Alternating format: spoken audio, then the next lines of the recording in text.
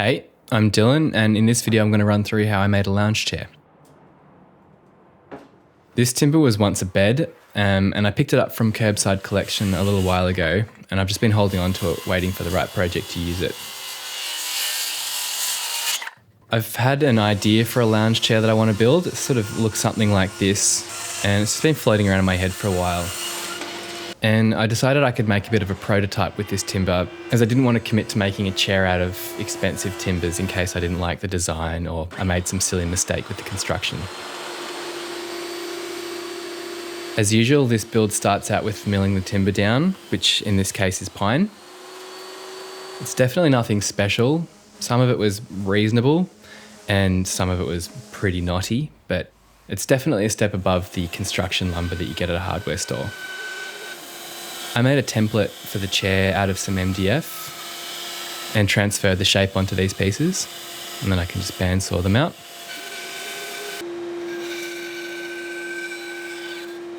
After cutting out the basic shape of these legs on the bandsaw, I need to get the bottom of the legs cut to the correct length and angle so I can use that as a reference to cut the mating pieces together, and that'll make sense in a second. Once I've cut that length and angle on the bottom of the legs, I can use that as a stop point on this makeshift sled to cut the mating pieces, which is what I'm screwing in here. If I didn't have that stop reference point, when cutting this down, the mating points wouldn't be the same on both sides of the chair. It's a little bit complicated to explain, but I hope that makes sense.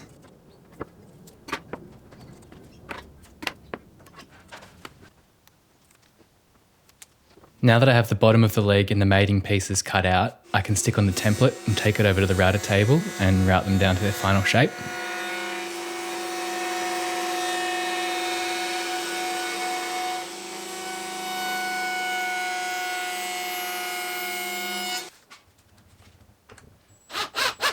For the cross piece, I'm using the template to make a bit of a tapering sled.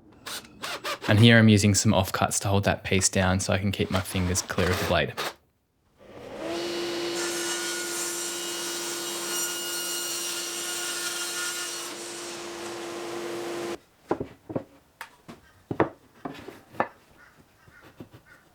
For joinery on this one, I'm going to be using the domino, and fair warning to anyone with a domino allergy, this machine is used liberally on this project.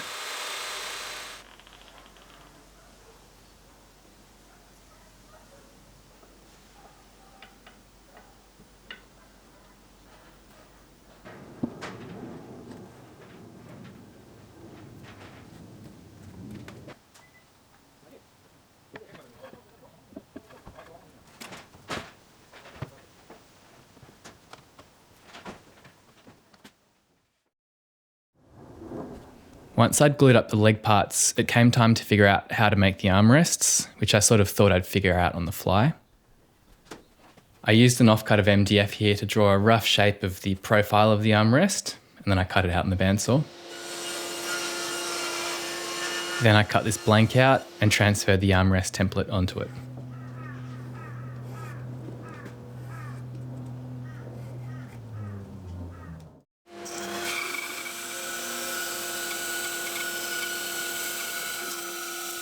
I really thought that working with this pine would be quite easy, and in some respects it was, but it ended up gumming every single one of my blades that I used on it. All those little dark streaks that you can see running through the wood are really gummy, and all that gum got stuck to every blade that I used and got really hot as I kept cutting. And particularly this bandsaw blade was completely blunt after I finished cutting these parts out. Once I'd cut out the side profile of the armrests, I moved on to the top-down, profile. Sticky taping on the offcut here allows me to have a flat surface to reference when I'm bandsawing out this shape.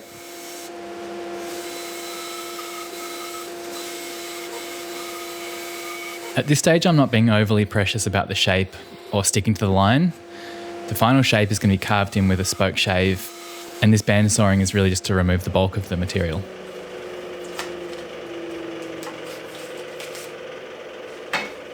Once I'd finished roughing out this shape at the bandsaw, I can pop it in the vise and get stuck into some spoke shaving. And as much as pine is generally poo-pooed as furniture making timber, it's pretty delightful to spoke shave. I had a rough idea of how I wanted this to look, but at this stage I was just carving, holding it up to the legs, checking if I liked the shape and making adjustments as I went. Before I got too carried away with carving the armrests to their final shape, I thought I'd better figure out how to attach them to the legs. And I decided dowels would probably be the best thing to attach them with, so I made this makeshift dowel jig. It's pretty easy to make a dowel jig like this. All you need is a straight hole through a square block, a reference line running through the centre of the hole, and some sort of fence that will allow you to see that line. This particular one won't last all that long as the drill will probably munch away at the inside of the hole, but some bushings in these holes would make it last much longer. And if it's not obvious enough, this is how it works.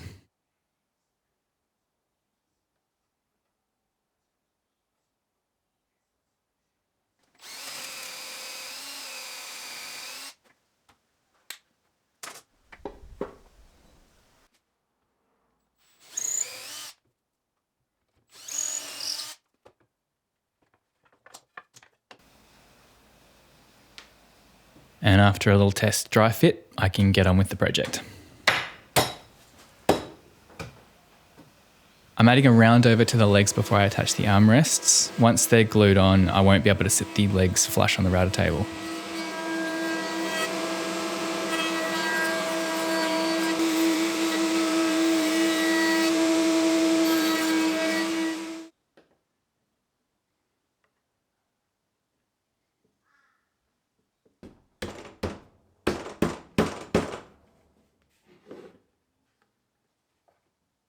After the armrests have been glued up, I can carve them down a bit more so they flow perfectly into the leg assembly.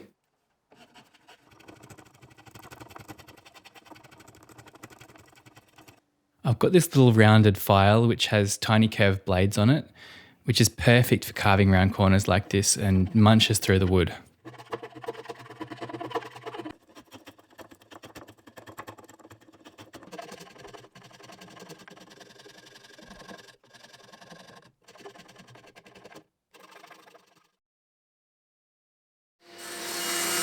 I could finally set aside the legs and get working on the seat portion of the chair, and this involved a heap of milling.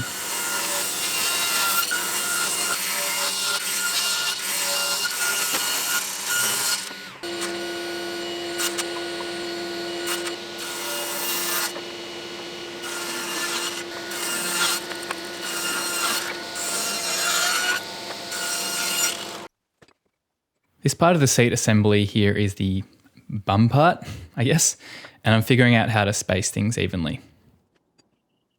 And yes, the maths is technically pretty easy.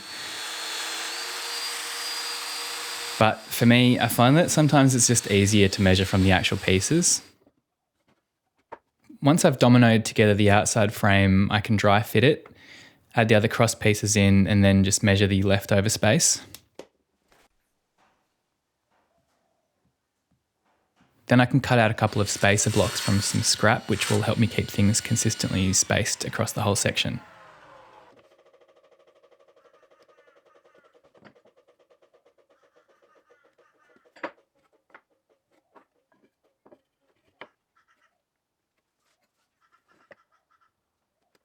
I can then add dominoes to these bits, dry fit them in, and then work my way towards the centre.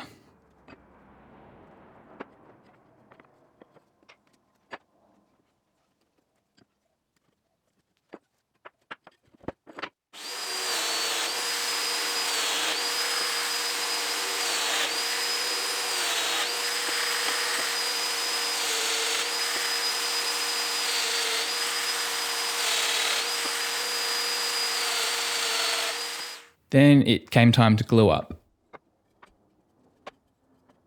And this glue up ended up being quite stressful. As you can see, I'm gluing up in the sun. I'm using Titebond 1, which dries quite quickly. My camera battery died halfway through this, so I decided to change that over. And by the time it came to gluing this top part on, everything had started to set up already. And these clamps here just weren't squeezing them together.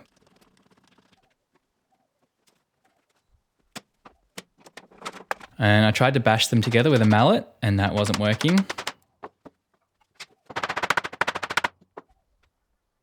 So out came the pipe clamps, and thankfully that more or less did the trick, but still was a bit of a stressful experience.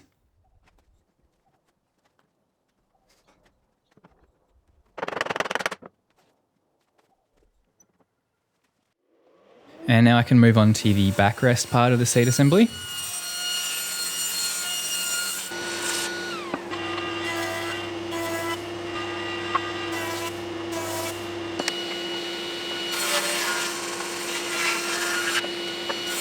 And this is more or less the same as the bum section, but I'm using some different methods of attaching the slats this time.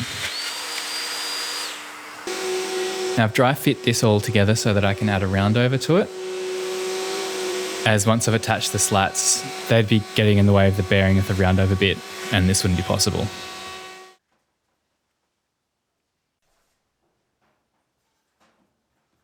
Once again, I'm figuring out an even spacing for the back slats.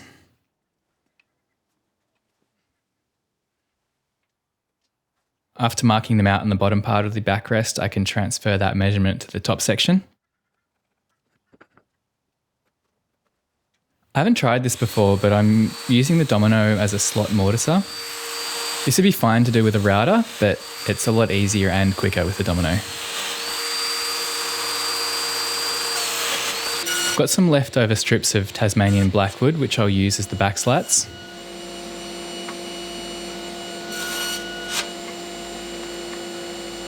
After cutting them down to length, I can cut them to the thickness of a 10mm domino.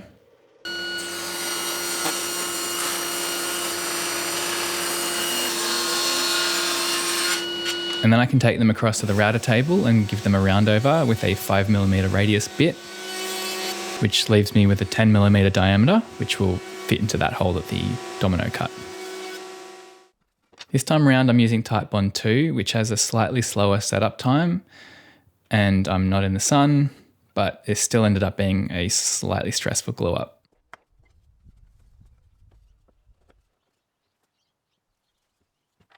I also really wished I'd taped off all of these pieces. I was a bit too eager and excited to get this all glued up, and it ended up being a bit of a mission to clean up all of the glue squeeze out, even though I tried to clean everything up nicely with a damp rag.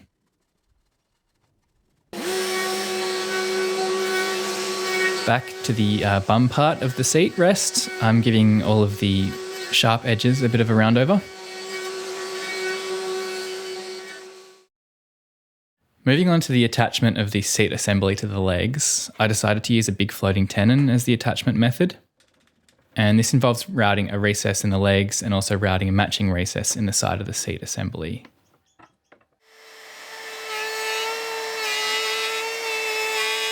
I routed these grooves in several passes, dropping the route a little bit each time. Even though it's in pine, it still bogs down on deep cuts, and it's just better to do it on multiple shallow passes.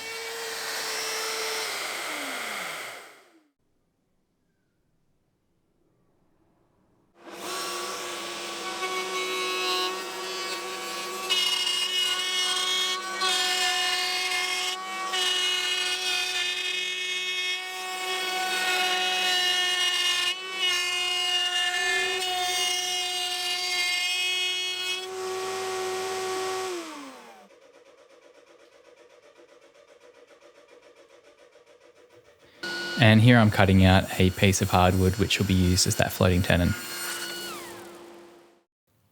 I'm rough marking out the correct way this angle should be cut on these seat panels. I know when I don't do simple things like this, I make dumb mistakes and I just get frustrated with myself. And to save you from watching me fiddle with dialing in this angle perfectly, this ended up being 10 degrees.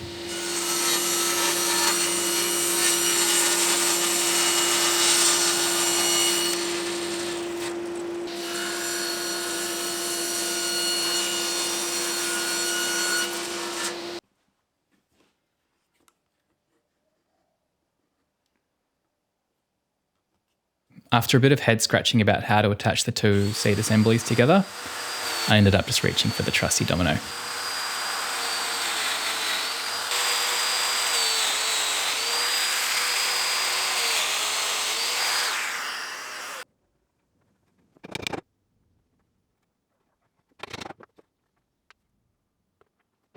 And finally a glue up in this process that wasn't stressful.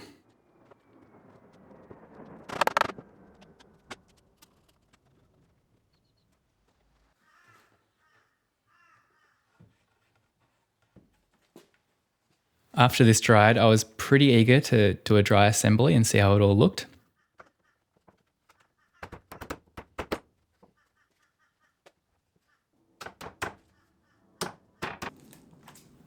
And after a little test wiggle, I was pretty happy.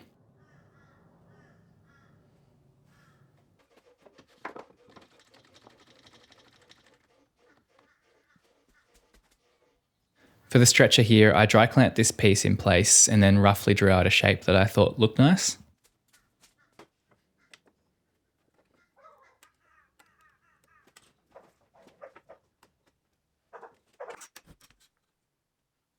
And then I can translate that rough sketch to something a bit more precise.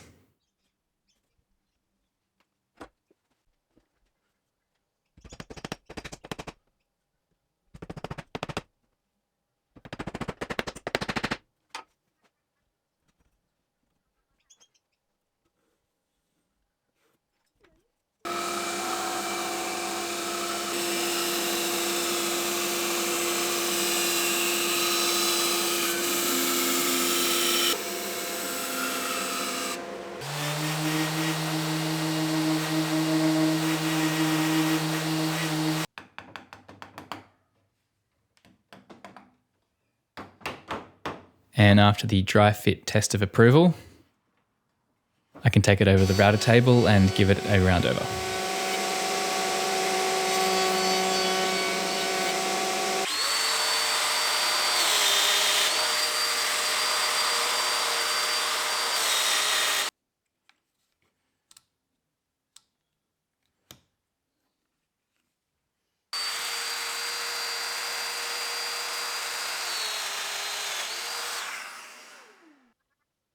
And now you can marvel at the magic of editing to make this yet again stressful glue up seem drama free.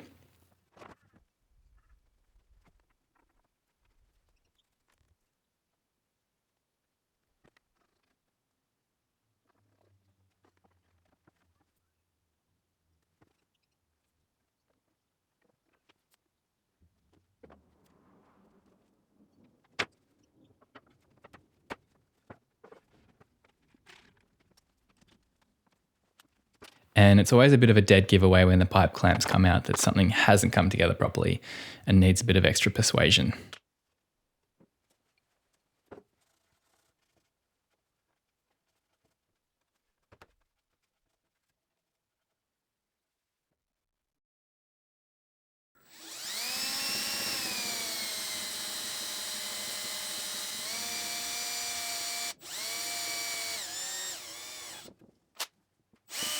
I'm using screws here to attach the backrest at the right angle.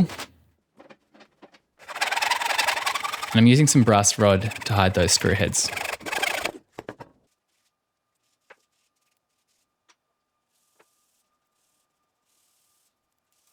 And I made a bit of a mess of this, but that's fine.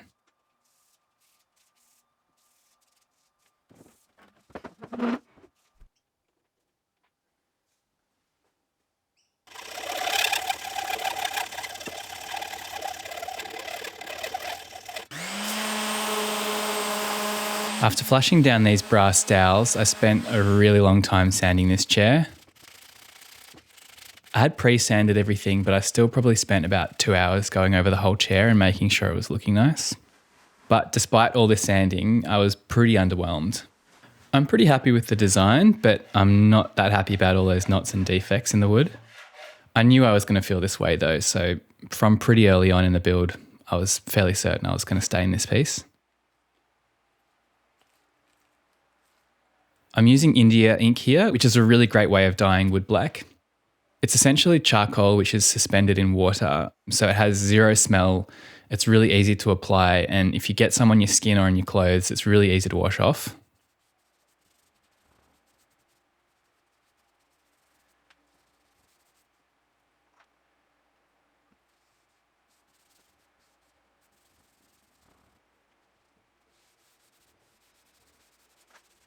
I was feeling better about the wood at this stage. The black looks pretty cool and it hides the colour differences of the knots and the gum veins.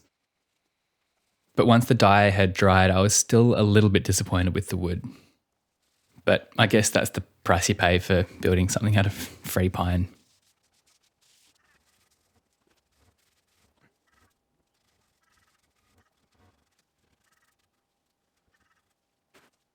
As this India ink is essentially water, after coating the whole chair, it popped the grain a little bit and made everything a bit fuzzy. I'd planned on sanding the whole thing with 400 grit, then reapplying another coat of India ink, but I actually quite liked this slightly distressed look that sanding left and ended up deciding to leave it. And to finish the chair on top of the India ink, I'm using this combination of boiled linseed oil and beeswax.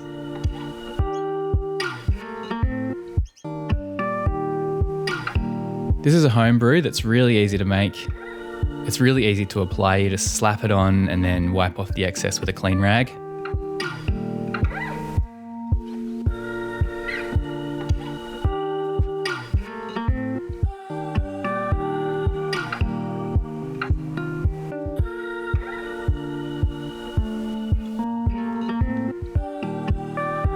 And I really love the contrast here of the stained wood against the Tasmanian blackwood. Despite this being a bit of an experiment and using wood that's less than ideal, I'm pretty happy with how this turned out.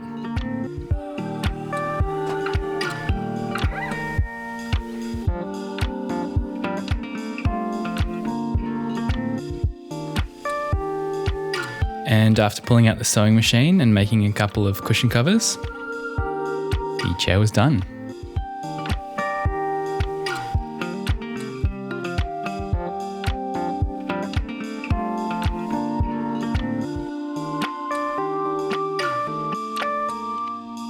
Thanks for watching.